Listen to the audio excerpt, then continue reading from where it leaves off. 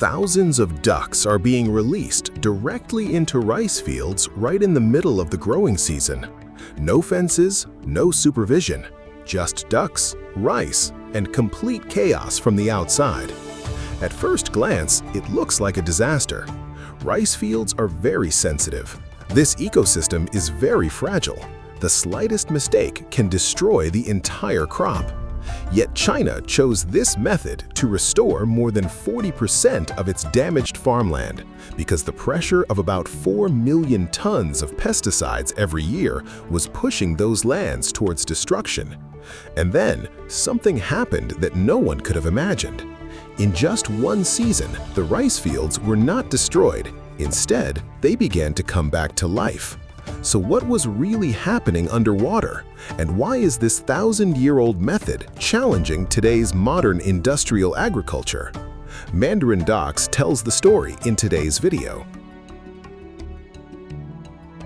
In less than a century, the world's agricultural system has become almost completely mechanized. Rice transplanters, harvesters, and sprayers have replaced human labor. Artificial fertilizers have helped crops grow faster. Pesticides have taken pest and disease control to levels never seen before. As a result, world food production has increased many-fold. But the cost of this is also slowly becoming clear. Agriculture is responsible for about 20 to 25% of global greenhouse gas emissions each year.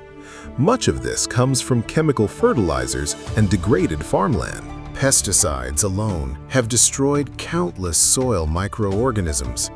As a result, the natural biological cycle of the soil, which once maintained fertility, has been disrupted. According to many studies, more than 40% of the world's agricultural land is gradually losing its ability to regenerate. As a result, farmers are having to use much more fertilizers and chemicals than before to maintain the same amount of yield. The problem becomes even more serious when more than half of the world's people depend on rice. Rice fields are not just an agricultural system. It is one of the foundations of global food security. When this ecosystem is weakened, the risk is no longer limited to just one field. It spreads throughout the entire system that provides food to billions of people. A dangerous cycle begins to silently develop. Season after season, agriculture weakens ecosystems. If modern agriculture creates its own problems, where is the real solution? Ironically, the answer to modern agriculture's woes lies in practices that predate the discovery of chemicals. For centuries, rice fields in the rice-growing regions of East Asia were never seen as just places to produce. They were living ecosystems where rice and ducks coexisted. Shortly after the rice was planted, ducks were released into the flooded fields. They spent their days wading in shallow water, eating insects, weeds, and turning the topsoil over. Their droppings became a direct source of nutrients for the soil. This greatly reduced the need for external fertilizers. No machines, no pesticides.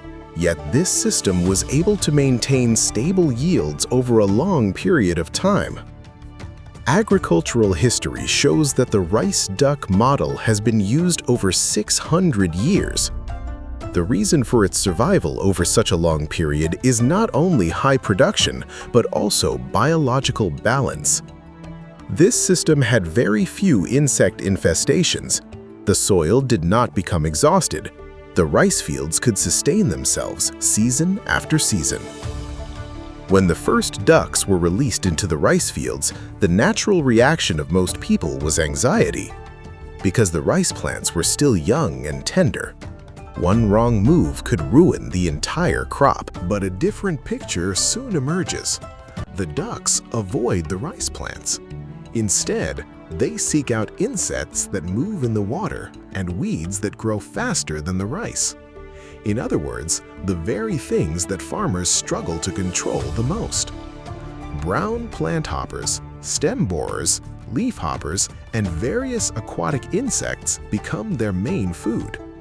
As the flocks of ducks move around the fields all the time, the insect life cycle is broken at the very beginning. As a result, the number of insects decreases visibly within a few weeks. At the same time, their movement stirs up the surface of the water. As a result, mosquito larvae and other harmful organisms are destroyed, significantly reducing the need for pesticide spraying. Weeds also lose their chance to grow as they once did.